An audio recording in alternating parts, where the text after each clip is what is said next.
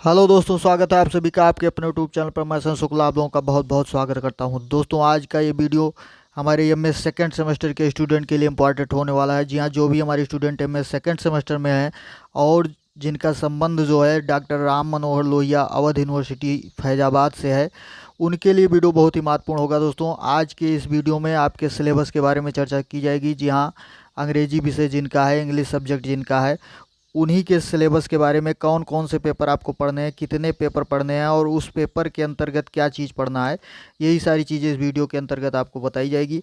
तो आइए वीडियो को शुरू करते हैं। उससे पहले जो भी हमारे फ्रेंड्स अभी तक चैनल को सब्सक्राइब नहीं किए हैं, सब्सक्राइब करके बेल आइकन प्रेस कर दें ताकि वीडियो की नोटिफिकेशन आपको मिलती रहे समय समय से। तो देखते हैं, यहाँ पर दोस्तों लिखा हुआ है एमएस सेकेंड सेमेस्टर। यहाँ सेकेंड सेमेस्टर दिया गया है, एमए नहीं लिखा गया है, बट ये आप जाने रहिए कि एमए सेकेंड सेमेस्टर है। उसके बाद पहला ये आपका फर्स्ट पेपर रहेगा। ये फर्स्ट पेपर आपका है, कोर्स सब्जेक्ट पेपर दिया गया है, ये आपका फर्स्ट पेपर रहेगा। फर्स्ट पेपर का टाइटल जो दिया गया है 20th सेंचुरी ब्रिटिश लिटरेचर, ये आपका फर्स्ट पेपर है। और भी जो है एमए इंग्लिश का जो सिलेबस है सेकंड सेमेस्टर का, वो इसका वीडियो पहले भी अपलोड किया गया है, बट उस वीडियो में दोस्तों आप ये डॉक्टर राम मनोहर लोहिया का जो सिलेबस है ये थोड़ा सा अलग है। बाकी आगे और पेपर में वो चीज़ें मिलेंगी, बट वहाँ जो सेकंड फर्स्ट पेपर है, यहाँ पर आपका सेकंड पेपर है।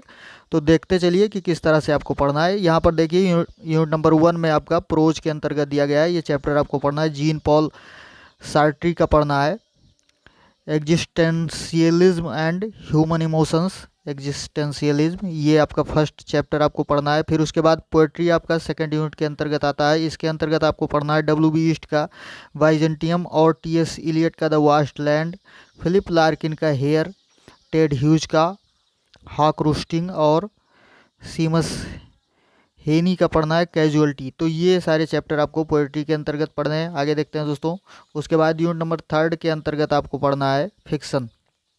फिक्सन में आपको वर्जीनिया वुल्फ का पढ़ना है, पहला chapter two the light house. उसके बाद सेकंड चैप्टर आपको डी एच लॉरेंस का सन्स एंड लवर्स पढ़ना है, बहुत इंपॉर्टेंट चैप्टर है दोस्तों। उसके बाद यूनिट नंबर 3 के बाद यूनिट नंबर 4 में आपको क्या चीज़ें पढ़नी है, ड्रामा पढ़ना है दोस्तों। जी हाँ, ये ड्रामा पढ़ना है। ड्रामा के अंतर्गत कौन कौन से चैप्टर हैं, हैरोल्ड पिंटर का आपको पढ़ना है द होम कमिंग और सैमुअल बेकेट का पढ़ना है वेटिंग फॉर गोडोट। तो ये 2 चैप्टर आपको ड्रामा के अंतर्गत पढ़ने रहेंगे। फिर कोर सब्जेक्ट पेपर यहाँ देखिए फिर से लिखा हुआ है, इसका मतलब आप ये जान लीजिए दोस्तों ये आपका सेकंड पेपर है। जी हाँ, कौन सा पेपर है, सेकंड पेपर आपका है।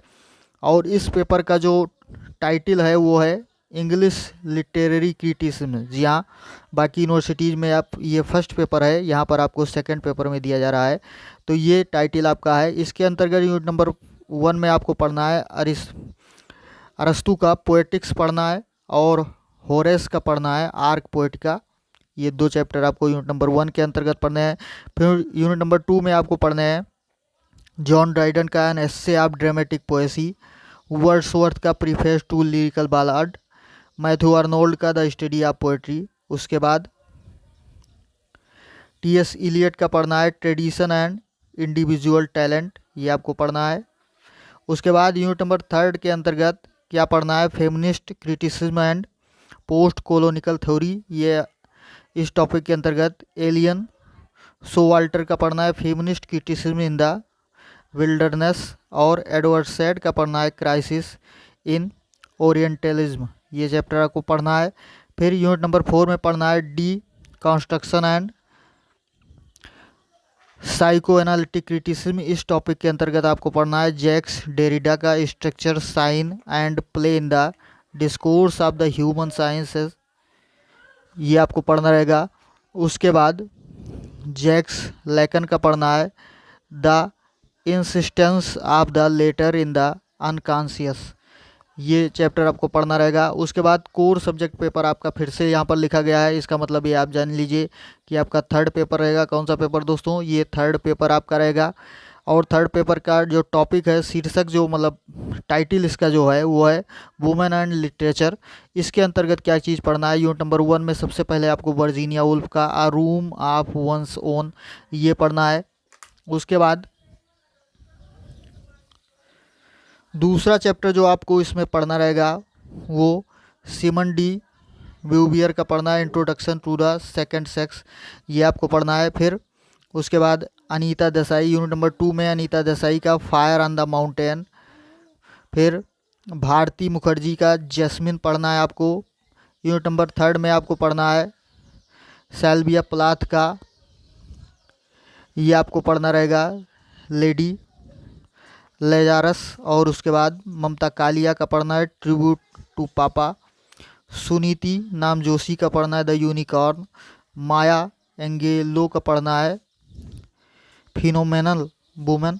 और उसके बाद यूनिट नंबर 4 में आपको पढ़ना है महाश्वेता देवी का मदर ऑफ 1084।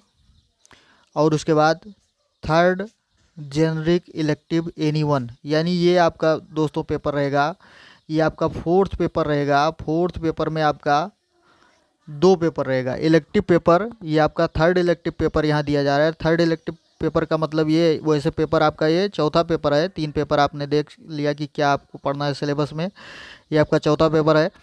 बट यहाँ 3rd इलेक्टिव इसलिए लिखा हुआ है चूँकि 2 इलेक्टिव पेपर जो आपके थे वो पहले ही आप सेमेस्टर 1 में पढ़ चुके हैं। सेमेस्टर आपका 2nd है यहाँ पर, 1st सेमेस्टर में आपके 2 इलेक्टिव पेपर हो चुके थे, तो ये 3rd इलेक्टिव पेपर यहाँ आपका है। इसमें से चाहें तो आप ये पेपर पढ़ें, पहला यहाँ पर देख लीजिए दिया गया है एनीवन, यानी ए में जो आपका है अप्लाइड लिंग्विस्टिक, चाहे तो आप ये पढ़ें, और चाहे अभी बी में आपको भी सिलेबस बताया जाएगा तो चाहे तो आप उसको पढ़िएगा। तो इसमें अगर आपको पढ़ना है तो क्या पढ़ना है, यूनिट नंबर 1 में origin growth and development of English, growth of vocabulary, change of meaning, ये सारी चीज़ें आपको पढ़ना रहेगा। यूनिट नंबर 2 में इसमें पढ़ना है socio linguistics, dialects, idiolects and registers, evolution of standard English, English as a global language, ये सारी चीज़ें आपको इसमें पढ़नी रहेंगी। उसके बाद यूनिट नंबर 3 में देखते हैं क्या पढ़ना है इसमें आपको। यूनिट नंबर 3 में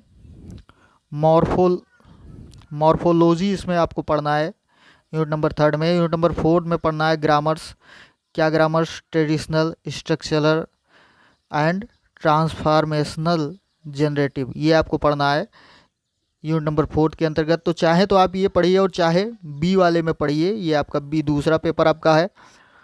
चाहे इलेक्टिव में फर्स्ट वाला पढ़िएगा ए वाला, चाहे बी वाला, तो इसको आप पढ़ना है तो क्या क्या पढ़ना है, translation of theory and practice, ये इस टॉपिक इस पेपर का टाइटल रहेगा। और इसके अंतर्गत यूनिट नंबर 1 में आपको importance of translation in a multi linguistic and multi cultural society, ये टॉपिक आपको पढ़ना रहेगा। फिर यूनिट नंबर 2 में थ्योरीज ऑफ ट्रांसलेशन, ट्रांसलेशन की थ्योरीज जो है, लिंग्विस्टिक एंड नॉन लिंग्विस्टिक, ये पढ़ना रहेगा। फिर यूनिट नंबर 3 में problems of translation, phonetic problem, synthetic problem, structural problem, cultural problem, और देखते हैं क्या है,